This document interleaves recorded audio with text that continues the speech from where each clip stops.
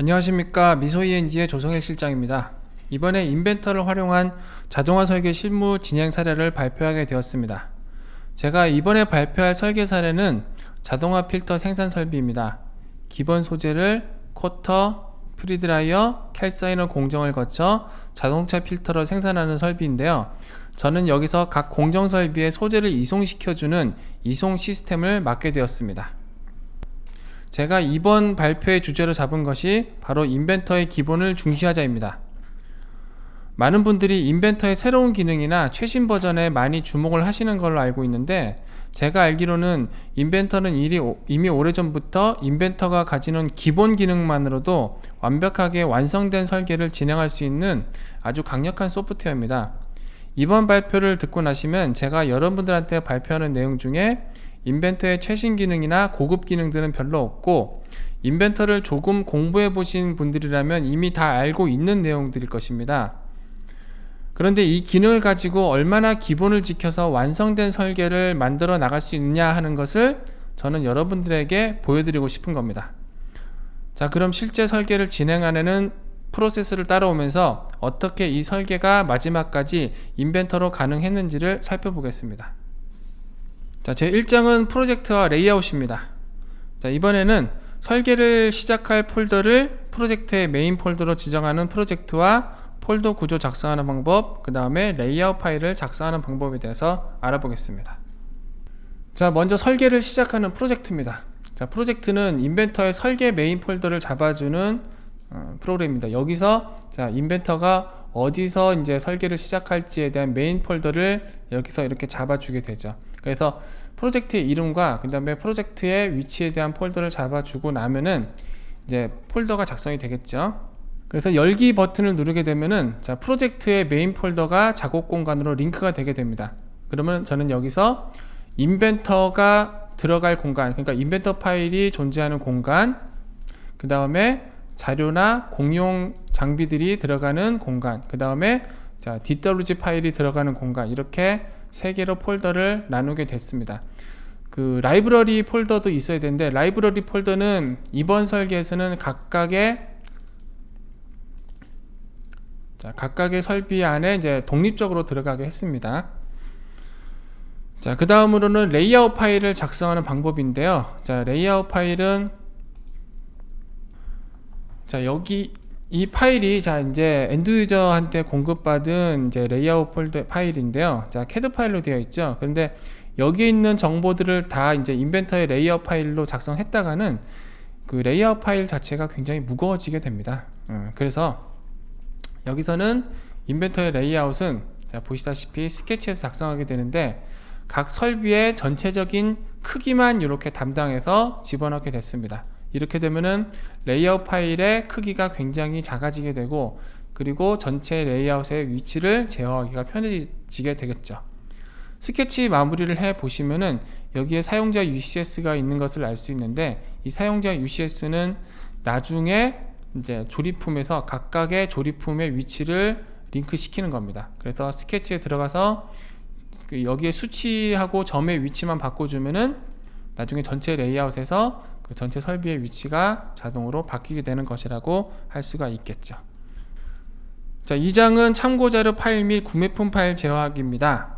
자, 이번 장에서는 그 기존에 제공받은 설비 파일의 크기를 제어하는 방법하고, 그 다음에 자, 구매품 파일에 대한 관리와 작성하는 방법에 대해서 알아보도록 하겠습니다.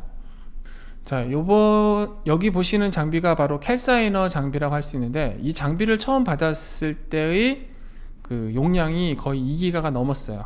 이거를 인벤터에서 열어서 이제 이렇게 단순하게 회전만 시켜도 인벤터가 버벅거릴 정도로 그 용량이 되게 컸습니다. 이렇게 되면 설계를 진행할 수가 없죠. 그래서 저는 여기서 자, 형상 단순화하고 그 다음에 이제 파생을 이제 연속으로 이용해 가지고 설비의 크기를 훨씬 줄이게 됐습니다.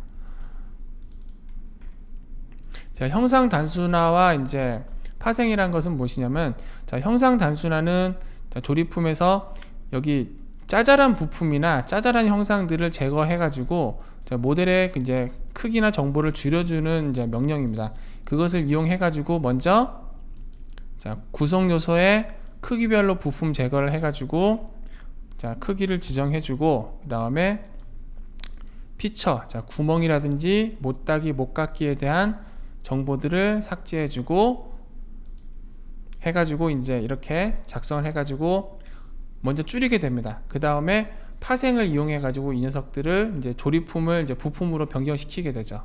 그 다음에 그것을 내보내기를 하고 또 줄인 다음에 또 내보내기를 하고 줄이고 이런 과정을 반복해가지고 처음에 2기가가 넘던 파일을 지금 보시다시피 총 12메가로 줄이게 되었습니다. 자, 그 다음에 구매품에 대한 것입니다. 구매품은 인벤터로 설계할 때 중요한 요소 중에 하나인데 그 인벤터로 구매품을 받을 때 보시면은 주로 이제 열기를 할 때 보시면 스텝 파일이 이제 중립 파일로 가장 유명하기 때문에 스텝 파일을 많이 받으시는 경우가 있는데 스텝 파일은 이제 조립품과 부품을 구분을 할 수가 없어요. 그러니까 이 내가 불러오는 스텝 파일을 조립품으로 불러올 것이냐 부품으로 불러올 것이냐를 이제 정할 수가 없게 되는 거죠. 그래서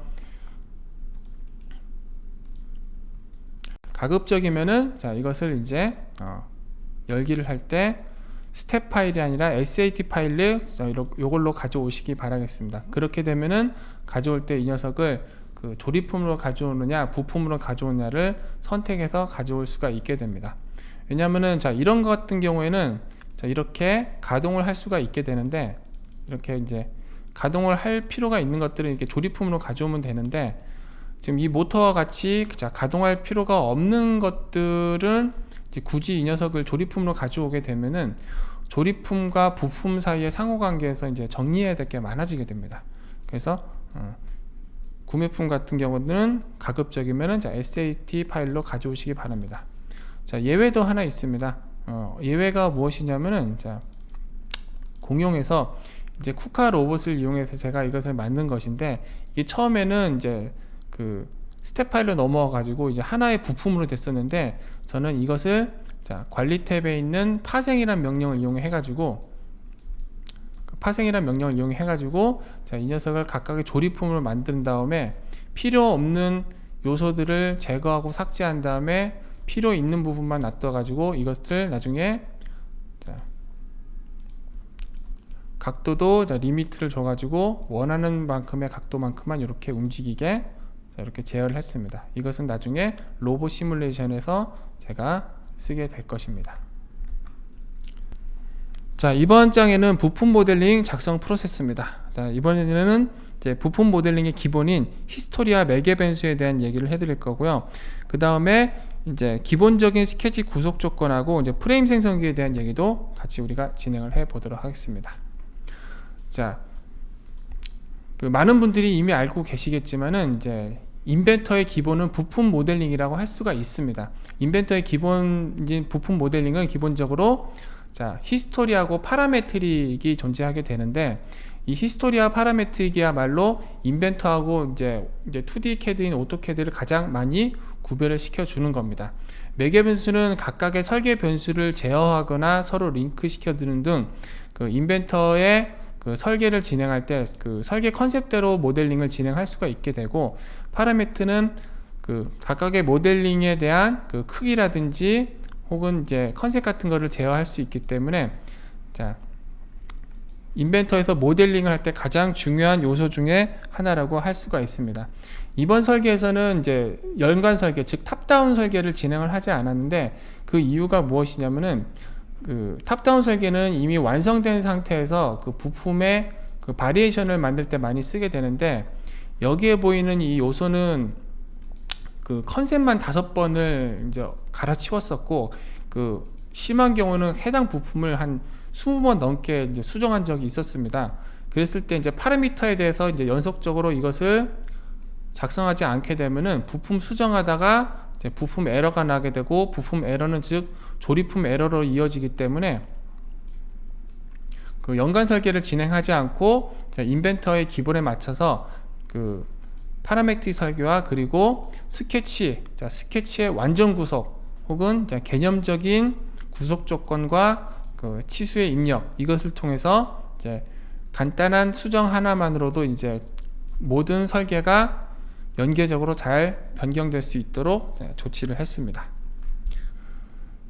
자, 이게 부품 모델링은 아니지만, 자, 이 프레임 생성기도 어떻게 보면은, 자, 부품 모델링의 파라메트릭하고 히스토리를 이용한 모델링이라고 할 수 있겠네요. 왜냐하면은, 자, 프레임 생성기는 골조 파일을 만드는 기본 뼈대가 바로 이제 파트 파일이기 때문이다. 여기서 이제 기본적인, 자, 프레임의 형상하고, 그 다음에 공면 명령을 이용해 가지고 그 프레임의 형광 골조들이 지나갈 자리를 이렇게 개념적으로 배치를 했습니다. 그래서 여기서는 여기에 대한 치수 하나만 바꾸게 되면은, 자, 프레임이 개념적으로 이렇게 바뀔 수가 있게 되는 것이죠. 그리고 자, 프레임 생성기의 또 하나의 특징은 이제 무엇이냐 하면은, 자, 도면에서 이제 프레임 생성기를 이용해서 형광을 이렇게 배치를 했을 때, 자, 프레임을 이렇게, 자, 놔두게 되면은, 자, 프레임을 배치를 하게 되면은, 자, 일반적으로 설계에서는 이런 형광류를 작성을 할 때 그 형광 리스트를 작성을 하게 됩니다. 형광 리스트를 작성을 하게 되는데, 일반적으로 이제 형광 리스트는 인벤터를 사용하지 않게 되면은 그냥 일일이 조사해서 이제 붙이는 게 일반적이에요. 하지만 인벤터의 프레임 생성기를 이용하게 되면은 주석 탭에 부품 리스트를 놨을 때 이 부품 리스트의 형태를, 자, 스타일 편집기로 작성한 형광 리스트로 이렇게 바꾸게 되면은, 자, 보시는 바와 같이 이렇게 형광 리스트가, 자, 나오게 되죠. 각각의, 자, 어떤 형광을 썼는지, 재질은 어떻게 되는지, 규격은 어떻게 되는지, 자, 길이는 어떻게 되는지, 그것이 개수가 몇 개가 포함되는지, 이런 것들을 같이 뽑아낼 수가 있습니다. 자, 이번에는 조립품 모델링 작성 프로세스에 대한 얘기를 해드리도록 하겠습니다. 이번 장에서는 접합 명령, 그리고 실제 조립품 동작을 위한 개념적인 조립, 그리고 뷰 탭과 위치 탭을 활용한 조립품 위치 제어 방법, 그리고 인벤터 스튜디오를 이용한 위치 탭의 활용에 대해서 알려드리도록 하겠습니다. 자, 먼저 접합 명령입니다. 접합 명령은 2014년부터 새로 생긴 명령인데, 자, 기본적으로는 구성 명령을 우리가 많이 쓰게 되죠. 근데 그 공식적으로는 접합 명령은 다이나믹 시뮬레이션에서 각각의 부품 간의 이제 동작 관계를 주기 위한 명령이라고 알고 있습니다. 그래서 이제 일반적인 조립에서는 쓰지 않는 거라고 알고 있는데, 사실 어떻게 보면 접합이야말로 그 조립을 할 때 굉장히 빨리 조립을 할 수 있는 명령이라고 할 수가 있습니다. 예를 들어 볼게요. 자, 이 두 개의 부품이 있다고 하겠습니다. 이 두 개의 부품이 있는데, 이 두 개의 부품을 조립을 할 때 보면은, 일반적으로는 이제 이 부품이 3차원적으로 고정이 되기 때문에 X축, Y축, Z축, 즉 3개의 구속 조건이 필요하게 됩니다. 하지만 접합이란 명령은 그 부품의 형상을 맞춰서 운동 관계를 줘서 조립을 해버리기 때문에, 자, 이런 식으로 이 형상과 이 형상을 맞춰서 유형을 바꾸고 정렬을 해버리면은, 자, 한 번에 조립을 할 수가 있습니다. 그래서, 자, 3개의 구속 조건이 줘야 되는 거를 하나의 구속 조건을 이용해서 주었기 때문에 제어하기도 훨씬 간편하고, 그 너무 많은 부품을 조립하다 보면은 조립품 에러가 발생할 수도 있는데, 자, 그런 것들을 미연에, 자, 방지를 해 주게 됩니다. 자, 그래서 이제 구속 명령만 쓰셨던 분들은 이제 접합 명령은 이제 이게 다이나믹 시뮬레이션 용이라고 이제 배제하지 마시고 한번 써보시기를 권장드리는 바입니다.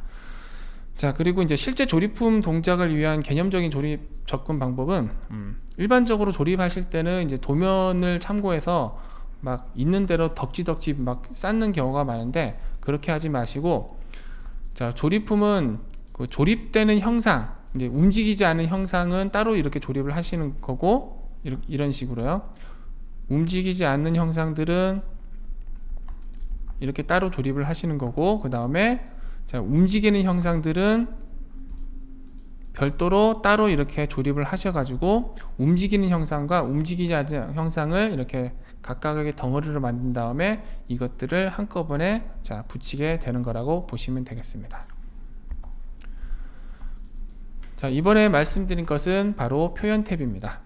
자, 표현 탭에는 뷰 탭과 위치 탭, 그리고 세부 수준 탭이 있는데, 자, 이 뷰 탭과 위치 탭은 이제 각각의 조립품의 위치라든지, 자, 보여짐의 상태를, 자, 정리하는 것입니다. 자, 여기에 보시면은 소재가 총 동그라미가 하나, 둘, 셋, 네 개가 그려져 있어서 총 네 가지의 소재를 이 그리퍼가 제대로 이제 흡착해서 집어야 되는 거를 설명을 해야 되는데, 지금 상태는 네 개의 소재를 한꺼번에 집는 거를 시각적으로 보여줄 수가 없죠. 하지만 뷰 탭과 위치 탭에서 자, 각각의 소재와 그리퍼 간의 위치를 이렇게 세팅을 해 놓으시면은, 자, 1번 소재였을 때는 자, 이거 1번과 이거 1번을 맞춰 가지고 자, 요 소재를 드는 걸 보여줄 수가 있고, 2번 소재였을 때는 자, 2번 소재를 이렇게, 그 다음에 3번 소재였을 때는 3번 소재를 이렇게, 자, 4번 소재였을 때는 4번 소재를 이렇게, 자, 이런 식으로 자, 위치를 이렇게 맞춰서 자, 볼 수가 있습니다. 물론 자, 여기 있는 위치 표현 같은 것들은 나중에 자, 도면에서도 활용을 할 수가 있습니다. 자, 이 위치 탭은 단순하게 이것을 이제 보여주는 걸로만 그치지 않고 각각의 위치 포인트를 집어 가지고 이 녀석을 지나는 애니메이션을 만들 수가 있는데요. 자, 그 사례를 하나 보여드리도록 하겠습니다.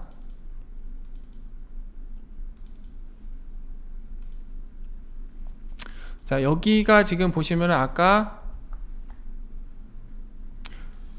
자, 레이아웃에서 보이시는 프리드라이어에서 미들 스테이션으로 자, 로봇이 이렇게 넘어가는 부분인데, 자, 여기는 어차피 그 오토캐드 2D로 나왔기 때문에 이게 입체적으로 얘를 소재를 잘 집어서 원하는 포인트에 놓는가를 볼 수가 없게 되죠.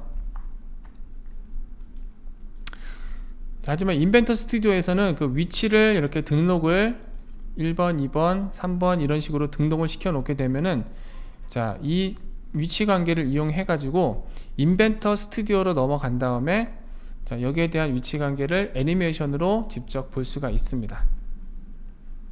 자, 애니메이션 시간 표시 막대를 켠 다음 애니메이션 플레이를 시켜 보면은 이런 식으로 자, 로봇 그리퍼가 여기 있는 소재를 집어서 자, 이쪽 포지션으로 간 다음에 여기까지다 갖다 놓는 자, 이런 애니메이션을 자, 눈으로 우리가 확인을 할 수가 있게 됩니다. 이번 시간에는 컨베어 설계에 대한 방법론을 알려드리도록 하겠습니다. 자, 이번 시간에는 연관 설계를 적응하기 위한 컨베어 설계 메인 파일 작성하는 방법하고 각 요소들의 개념적인 조립 배치, 그리고 복사 변경을 통해 신속하게 컨베어 복사 설계 구축에 대한 방법론에 대해서 알려드리도록 하겠습니다. 자, 지금 여기에 보시는 것이 자, 레이아웃에서 우리가 봤었던 자, 아웃피드 쪽인데, 여기에 있는 컨베어들이 자, 폭하고 길이가 각각 다른 컨베어들이 있습니다. 이것이 지금 완성된 설계인데, 자, 요 컨베어들을 각각 열어서 한번 보겠습니다. 자, 일반적으로 여기에 있는 컨베어들을 하나씩 다 작성해 가지고 놓기에는 굉장히 시간이 많이 걸리죠. 하지만 여기에 있는 컨베어들은 이 컨베어를 이제 마스터로 하나 만든 다음에 나머지 것들은 설계 복사와 매개 변수 이제 변경을 통해서 만들어진 것들입니다. 자, 어떻게 했냐면은 일반적으로는 레이아웃 파일을 만들어서 이제 진행하는 것이 일반적이지만, 여기에서는 컨베어의 메인 플레이트를 이용해서 작성을 했습니다. 이 메인 플레이트에 보시면은 왼쪽에 검색기에 보시면은 이제 베어링 구멍, 프로파일 구멍 2번, 가이드 구멍, 그 다음에 뭐 너트 플레이트 구멍, 이런 식으로 여기에 조립될 부품의 이름들이 이렇게 붙어 있죠. 그러면은 자, 여기서 이제 빛을 발한 게 이제 스케치 연계 패턴입니다. 스케치 연계 패턴은 이제 그 직사각형 패턴이나 원형 패턴처럼 일정한 간격이 아니라 비규칙적인 간격도, 이런 식으로 비규칙적인 간격도 이제 패턴을 할 수 있게 되는 요소인데, 여기서 이제 그 프로파일 구멍, 예를 들어서 가이드 구멍을 이렇게 하나 만들었고, 이 가이드 구멍을 스케치 연계 패턴으로 이렇게 만들어 놓게 되면은 이 첫 번째 시드 피처에다가 가이드를 여기다가 이렇게 조립을 하는 것입니다. 이렇게. 그런 다음에 이것을 이제 나중에 조립을 하게 될 때, 자, 이 구성 요소 패턴이죠. 구성 요소 패턴을 피처 패턴 선택을 해가지고 스케치 연계 패턴을 그대로 이제 링크해서 가져오게 만들어 놨습니다. 이렇게 되면은 이것을 나중에 디자인 어시스턴트로 조립품 복제를 하게 되면은 여기 있는 메인 플레이트의 이 메인 플레이트 여기에 있는 형상만 변경하게 되면은 컨베어의 나머지 형상들은 알아서 따라오게 되는 구조입니다. 그래서 이러한 방법으로 아웃피드 쪽에 있는 컨베어들을 이제 복사 변경하기로 만들어내게 되었습니다. 자, 이번 장에서는 BOM과 디자인 어시스턴트에 대한 얘기를 해드리겠습니다. 자, BOM과 디자인 어시스턴트는 인벤터를 설계로 완성시키는 아주 중요한 요소라고 할 수 있습니다. 자, BOM과 디자인 어시스턴트를 이 요소를 어떻게 설계했는지를 순서를 알려드리면서 먼저 알려드리도록 하겠습니다. 자, 이것은 먼저 이제 인벤터의 레이아웃, 그러니까 조립품 스케치에서 기본적인 형상을 그린 다음에 각각의 형상들을 박스로 만들어서 붙이고, 그 다음에 각각의 요소들이 조립될 수 있도록 구멍 명령을 작성해 가지고 이렇게 형상들을 작성한 걸 끝냈습니다. 그리고 구매품도 이렇게 가져다 붙이고, 그 다음에 마지막으로 이것들을 회전 시뮬레이션 같은 거를 이용해 가지고 다른 요소하고 간섭이 안 되게 이렇게 동작이 잘 되는지를 확인을 한 다음에 이렇게 되면은 그 다음에 BOM을 여는 거죠.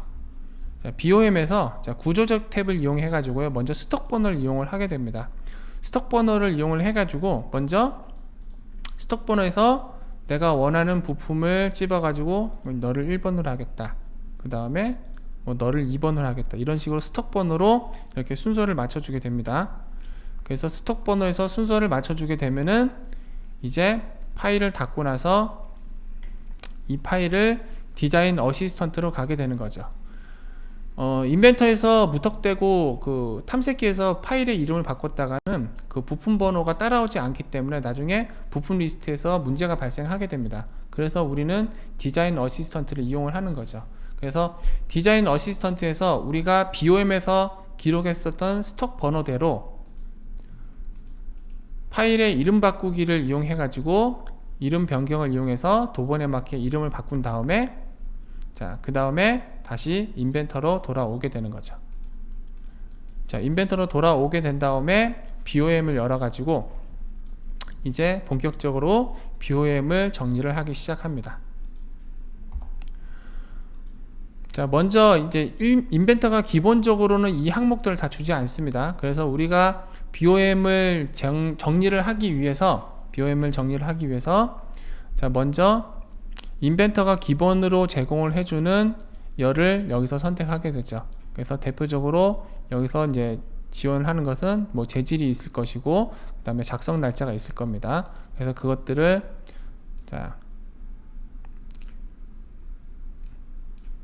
재질이라든지 혹은 작성 날짜 같은 것들을 놓고, 그 다음에 인벤터가 지원하지 않는 것도 있죠. 대표적으로 여기 보시는 후처리는 어떻게 할 것인가, 그 다음에 메이커는 어떤 메이커를 쓴 것인가, 여기에 대한 것은 인벤터가 제공을 하지 않습니다. 그래서 여기에 보이시는 사용자 iProperty 열 추가를 이용을 해 가지고 인벤터가 제공을 하지 않는 열들을 여기다 추가해서 BOM을 완성을 하는 것입니다.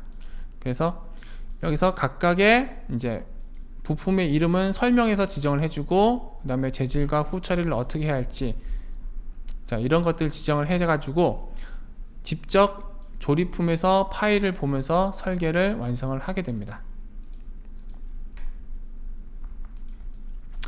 이 설계를 완성한 것을 나중에 도면에서 부품 리스트로 뽑아내게 되는 거죠. 물론 BOM에서 BOM 내보내기를 하게 되면은 여기서도 엑셀 파일로 내보낼 수가 있게 됩니다.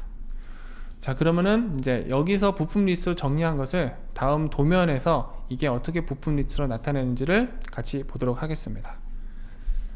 마지막으로는 이제 최종 레이아웃과 도면입니다. 이번 장에서는 이제 최종 설계가 완료된 모델링과 그다음에 도면에 대한 얘기를 우리가 해보도록 하겠습니다.